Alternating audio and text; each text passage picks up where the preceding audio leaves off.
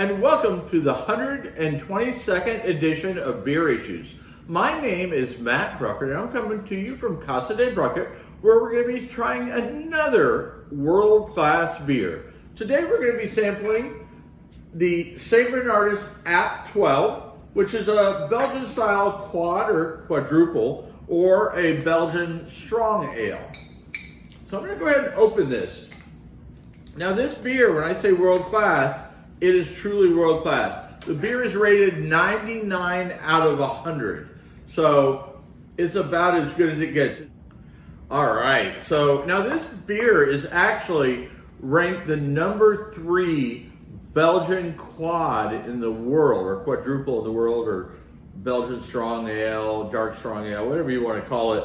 Number 3 in the world, behind a beer that we can't even get here in the U.S., West Verdland. I never can say it right. I don't know. But that's the rated number 1 rated quad in the world. Number 2 I actually had last night, which was the Trappist Rochefort 10, which is the number 2 rated. And then this would be number 3. And you know what? I would put this up. I can't say against the number 1 because I haven't had it. But from what a lot of people say, they think that it would be, you know, those 3 are all very close.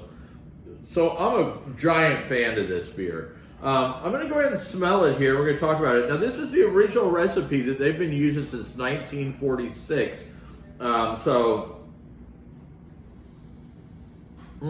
right off the bat, you get like a dark fruit type scent, maybe a little bit of bread, like not as much of a white bread, more like a wheat bread smell almost.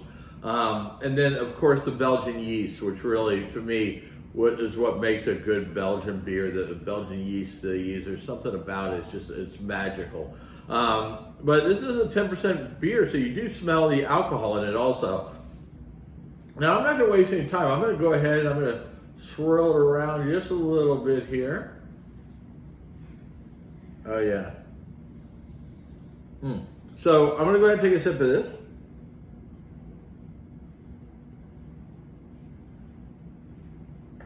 Oh, it's so almost magical the way a good Belgian quad tastes. It's you get like the dark fruit balanced with the malts and the carbonate, the perfect carbonation that they get on the beer, and the flavor of the yeast, the good Belgian yeast that they use.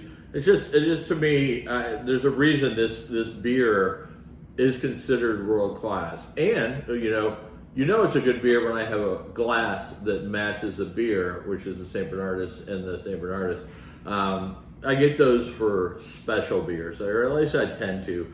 I have a lot of beer glasses, so there's a lot of special beers out there, but this is one of my favorites. I think I have like 4 of these St Bernardus glasses, so that tells you how good how much I enjoy the beer, because I'm just a big fan of St Bernardus. Because St Bernardus not only has this, but they also have the Christmas ale. They have the number 1 rated Belgian wit in the world. They've got a new wheat. It's the Tokyo wheat, which is I won't say it's new, but I've just been able to start getting it, so I consider it new, which is delicious. But actually, all the St Bernardus beers are really good.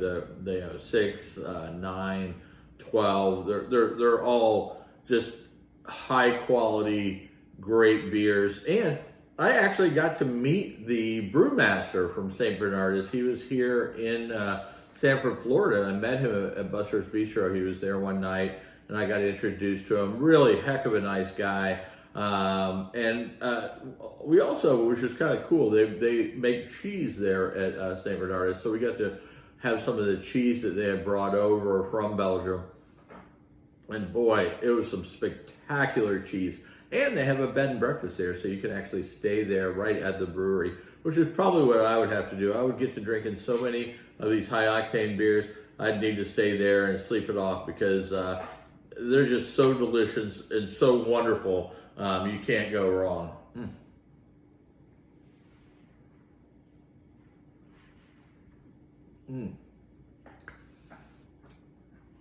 And what's amazing is this is a 10% alcohol beer. And don't get me wrong, you taste the alcohol in it, but the sweetness and the malts and just the perfect carbonation, it blends so perfectly together. Not something you pound around by the pool, but it's got a flavor that's just it's truly magical. Okay, and I know I said that earlier, and I can't help it. So anyway, if you've enjoyed this, make sure you tell your friends about Beer Issues and all the fantastic world-class beers that we're drinking, and make sure they tell their friends and they tell their friends until everybody knows what kind of great beers and great fun we're having drinking beer and talking about it on Beer Issues.